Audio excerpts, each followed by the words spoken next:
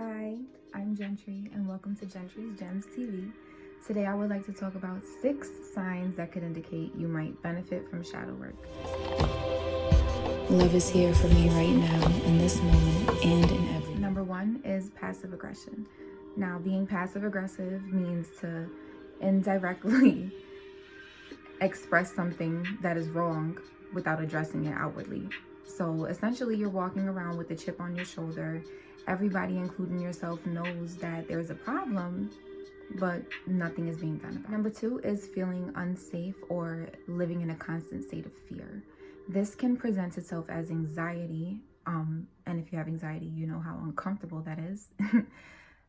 And it can be very detrimental to our health. It can be crippling, and it can keep us in situations, thought processes, relationships, jobs, living situations. It can keep us in so many things that are not in alignment with our highest good because we are feeling like something is wrong, like something will happen, like we're very, very uneasy at all times, feeling unsafe. That's a very, very big indicator of needing shadow work. So that's number 2. Number 3 is living in the past. Not having a sense of the present moment, not living in the present moment, continuing to focus on past experiences, past traumas, living back in the day. I used to do this. This is what happens. We see this a lot in movies with the character that is like the person stuck in high school. They'll have like the really old hairstyle. They'll still have their old high school clothes.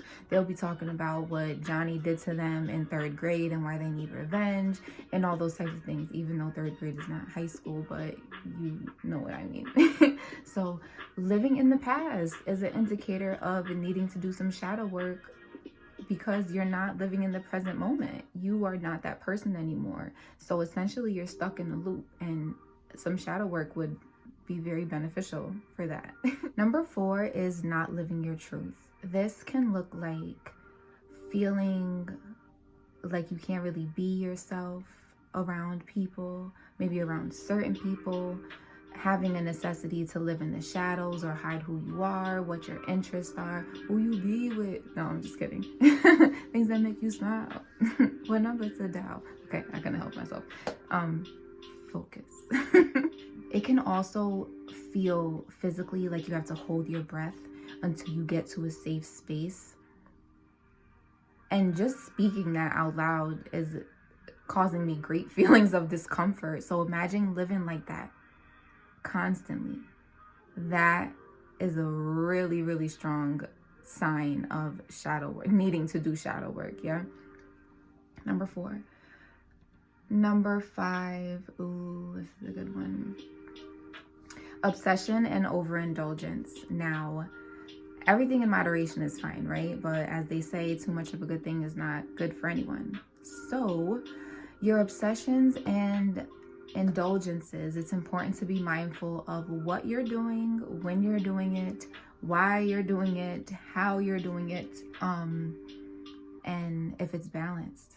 That's the most important thing. Is it in alignment with your highest good? Is it helping or hindering? Is it helping you to live, or is it killing you? Is it making you feel happy, or is it blocking out something that you're running from?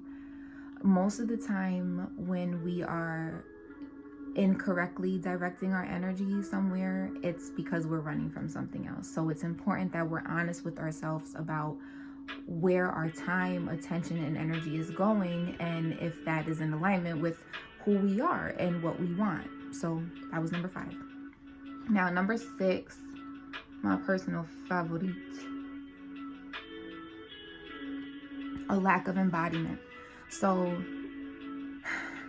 to me, to embody something means to put it into practice, right? So if you say this, then you should do this. If you are this person, then you should be doing these things. Now, this is less about fitting into a box that society has rigorously structured for you, and more so about bringing what's in here, who you are in here and in here, out into practice. So in your head, you can meditate all day. In your head, you can be a saint. In your head, you can be nice. In your head, you can whatever, right? Because it's in your head. It's just a thought. But until you put those thoughts to action, those words to action, none of that really means anything. Also, it's important to be in your body. Now, if we are constantly looking towards outside substances to help us feel better, that's not really going to allow you to embody anything, because for one, you're not even in there. You're floating around somewhere, or you're in your head. And many people have dreams, ideas, ideals, philosophies that are brilliant versions of themselves that are so awesome that they don't put into practice. And that can be detrimental to our health, because what are you doing? Life is living you? Life is living you, yeah? You're not living life? Okay, that's what we came to Earth for. I'm being sarcastic for anybody who cannot feel my tone. So a lack of embodiment is a very clear sign of possibly benefiting from shadow work. And it's important. It's very important to really be about what you say that you're about. And once you remove the necessity for approval from anybody outside of yourself, it's so much easier to be in here, to do everything that you want to do, that you say, that you think, that you dream. So those were my 6 signs that you could possibly benefit from shadow work. If any of that was resonant, I encourage you to look further into shadow work, possibly journal, other videos. I also invite you to my circle that I'm having February 1st. The information will be listed below. It's going to be on Zoom, a new moon circle, where we will go into the shadow and talk about this and more in depth, all about shadow and the shadow work. If you would like to connect with me further, you can visit me at Jentri'sGems.com. That's my website. My social media is listed there. My shop is on there if you want to support me and my services or anything that I make. Thank you for watching, and until next time, peace. I understand I have the power to create my own story, and I live each moment